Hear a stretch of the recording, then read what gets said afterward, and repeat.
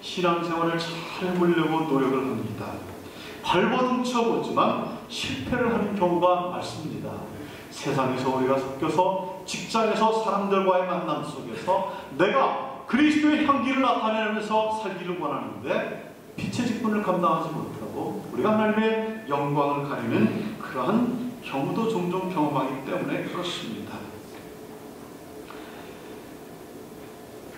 마음을 굳게 먹어보기도 하고 의지를 가져보기도 하고 결심을 새롭게 해보기도 하지만 우리가 종종 넘어지는 것을 경험을 합니다. 우리의 힘으로는 도저히 감당하기 어려운 일들이 너무 우리를 쉽게 넘어뜨리고 절망에 빠지게 만듭니다. 신앙생활이라고 하는 우리의 날개가 쉼없이 돌아가기 위해서는 그것을 돌릴 만한 바람이 있어야 됩니다. 우리의 스스로는 도저히 돌릴 수가 없는 믿음의 풍차를 돌릴 수 있는 그 바람이 무엇이고 어디로부터 오는 것인가 우리가 말씀을 통해서 살펴보고자 합니다. 일찍이 이사야 선지자는 우리에게 가르쳐 주셨습니다. 이사야서 40장 29절에서 31절의 말씀 가운데 보니까 피곤한 자에게는 능력을 주시며 무능한 자에게는 힘을 더하시나니 소년이라도 피곤하지 아니하며 곤비하며 장정이라도 넘어지며 자빠지되 오직 여호와를 앙망하는 자는 새 힘을 얻으리라. 독수리의 날개치며 올라감을 같을 것이요 다른 박질 하여도 곤비치 아니하겠고 걸어가도 피곤치 아니하리라 말씀하고 있습니다. 이것이 바로 하나님께로부터 주어지는 힘입니다. 그런데 아무리 바람이 불어와도 풍차가 돌아가지 않는 경우가 있습니다. 아무리 성령의 바람이 불어와도 역사를 일으키지 못하는 경우가 있습니다. 언제 그렇겠습니까? 풍차의 방향이 잘못된 곳으로 향하고 있을 때 그렇습니다. 제대로 이 풍차가 돌아가려면 바람을 향해서 서 있어야 됩니다. 방향만 바람 쪽으로 향해 있다면 가만히 있어도 풍차는 힘있게 돌아갈 것입니다. 우리의 삶이 그렇습니다. 언제나 우리의 마음과 행위가 하나님을 바라보고 있어야 됩니다.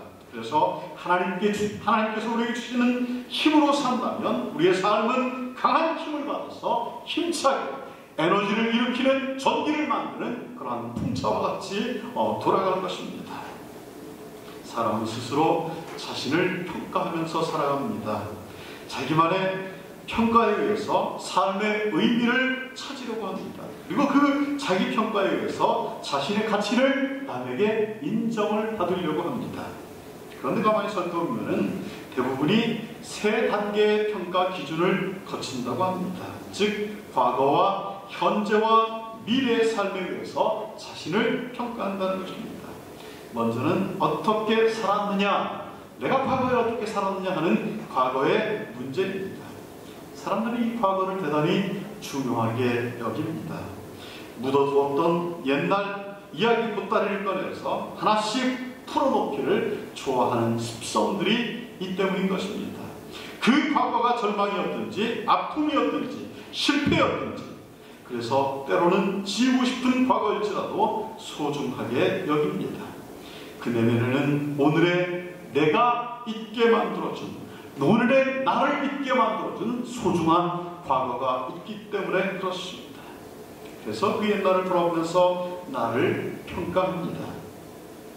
과거에 잘한 일도 많지만 자신들의 허물도 기억이 날 것입니다. 특별히 우리가 믿음 안에서 살기를 애쓰는 성도들은 과거의 허물을 하나님의 말씀 앞에 비추어서 오늘의 나를 있게 계신 하나님께 감사하면서 하나님 앞에 걸림이 되는 일이 있다면 철저히 회개하면서 더 나은 미래를 만들어가는 것이 믿음 안에서 사는 성도들의 삶입니다.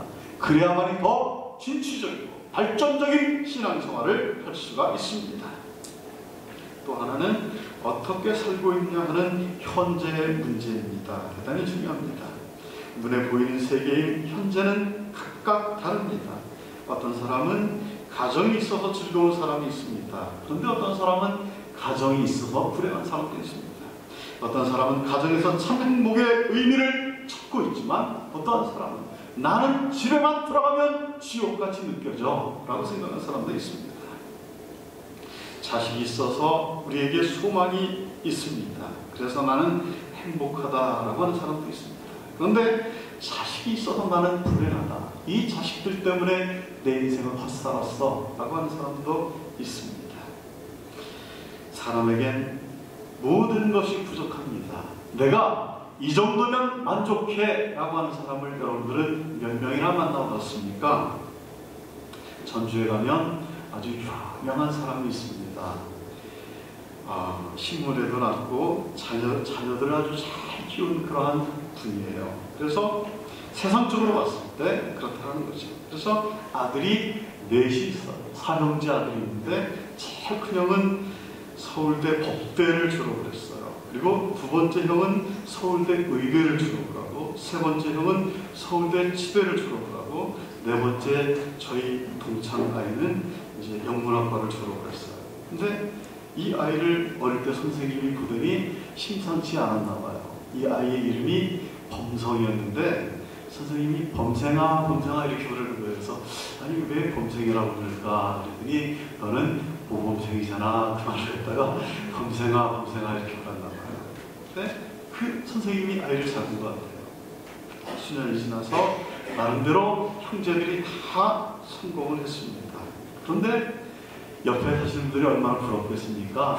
자녀들을 참 잘 키우셨네요. 이렇게 말하면 그 부모님이 그렇죠 이렇게 대답하겠습니까? 아니에요. 아무리 잘 키워도 자식들은 소용이 없어. 결혼하면 지 마누라밖에 몰라. 아무런 만족을 느끼지를 못하는 거예요. 세상에서 그보다 더 자식을 어떻게 잘 키우겠습니까? 그런데도 만족을 느끼지를 못하는 거예요. 끝없는 욕심이 커지고 커지면 만족을 얻을 수가 없습니다. 채울 수가 없습니다. 저는 믿음 안에서 살기 시작하면서 비로소 이 친구의 형제들이 부럽지가 않았습니다. 진짜 부러운 것은 믿음 안에서 오늘 우리 이승기 집사님 뜨겁게 기도하는 그러한 기도가 있게 만들어주신 배우에서 기도하면서 키우신 우리 장로님과 권사님, 그리고 우리 집사님의 자녀들, 우리 장로님의 자녀들을 볼 때 믿음 안에서 반드시 자란 그러한 자녀들을 볼 때 하나님께서 얼마나 기뻐하실까, 하나님께서 얼마나 기뻐하실까 생각을 할 때 그런 세상 사람들이 정말 부러워하는 것들을 극복할 수가 있습니다.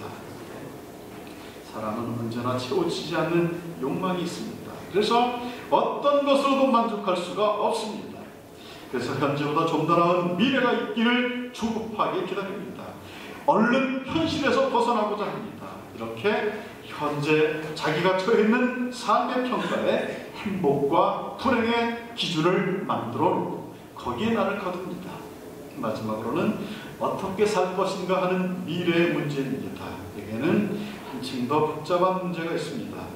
과거와 현재를 넘어선 또 다른 세계를 생각하기 때문에 그렇습니다. 미래를 생각할 때는 욕심이라는 것이 따라옵니다. 욕망이라고 하는 것이 따라옵니다. 과거보다는 말할 나위도 없이 더 나은 미래여야 되고 현재보다 더욱 훌륭한 그러한 미래가 우리 앞에 포장이 되어야 된다고 하는 것입니다. 어느 영재스쿨을 운영하는 선생님께서 텔레비전 방송에서 운영을 하는 거예요. 방송을 하는 거예요. 요즘 엄마 아빠들은 내 자식이 다 천재인 줄 안다는 거예요. 그래서 우리 아들은 영재 같아요. 그럼 상담을 한다는 거예요. 그런데 아이들이 자라면서 보니까 별 볼 일 없어지거든요. 그러면서 내 아들이 영재 아니에요? 하고 이렇게 상담하러 온 어느 엄마에게 어머니 집에 가셔서 밤에 촛불을 하나 켜놓고 칵테일을 2잔을 놓고 남편하고 한번 마주 앉아 보십시오. 그러면서 당신 학교 다닐 때 영재였어? 이렇게 물어보라는 거예요. 그리고 당신은 영재였어? 이렇게 물어보는 거예요. 그러면서 허황된 기대를 하지 말라라고 하면서 현실에 충실할 때 하나님께서 그를 옳은 길로 인도해 주시고, 부모님이 자녀를 위해서 믿음 안에서 기도하면서 그 자녀를 키울 때 하나님의 축복이 임하는 것이라는 사실, 평범한 사실을 가르쳐 주셨습니다.